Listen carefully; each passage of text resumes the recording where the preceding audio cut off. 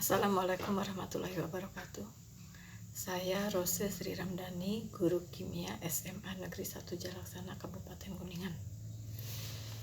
Saya mengajar di kelas 10 dan kelas 12. Jadwal saya untuk semester ini kelas 10 dan kelas 12. Nah, pada saat saya mengajar materi redoks dan elektrokimia di kelas 12,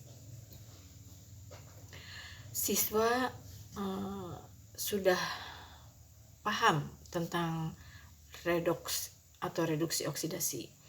Mereka sudah paham bahwa reduksi itu suatu reaksi dikatakan reduksi apabila terjadi penurunan biloks, suatu reaksi dikatakan oksidasi apabila terjadi kenaikan biloks. Nah, ketika materi sampai pada menentukan reduktor oksidator, saya memperhatikan siswa saya agak lambat, seolah-olah mandek gitu. Kenapa kalian lama mengerjakan soalnya? Nah, kemudian saya telusuri.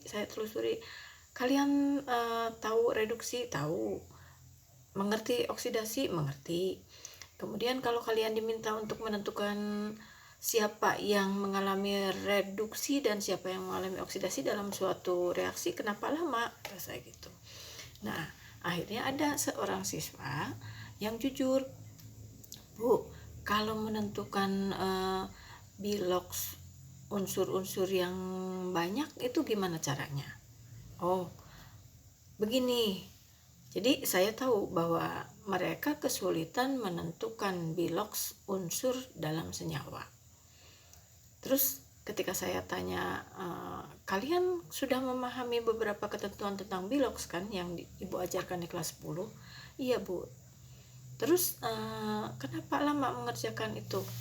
Nah, mereka mengalami kesulitan pada saat menentukan biloks unsur dalam senyawa. Jadi ketika saya ambil contoh, coba kalian cari biloks unsur S pada H2SO4. Kemudian mereka mengerjakan seperti ini di papan tulis, ya, bahwa biloks H2SO4 karena di sini nggak ada muatannya berarti sama dengan 0. Kemudian mereka kerjakan seperti ini. Nah, setelah saya tahu mereka bisa dengan cara ini, coba kalian pakai cara yang seperti ini. Saya tulis itu H2SO4 besar sekali di papan tulis.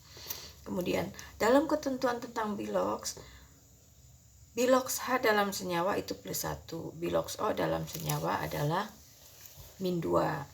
Ini H-nya +1 karena dalam rumus ini H-nya ada 2, kalikan 2 jadi +2.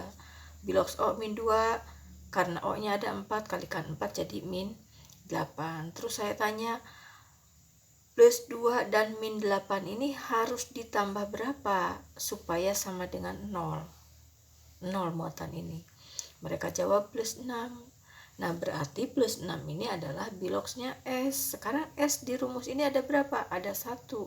Berarti +6 ini dibagi 1. Jadi +6. Oh, kalau gini mah cepet, Bu, caranya. Kalau kita pakai cara ini dulu kan menyelesaikan soal yang ini jadi lama, kata siswa. Ya sudah, sekarang kalian coba pakai cara ini. Akhirnya mereka menggunakan cara cepat yang ini, yang baru saya ajarkan di kelas 12, meninggalkan cara yang ini. Tapi ketika kalian mengerti, Bu, ini sama saja, Bu, cuman ini harus ditulis panjang gitu.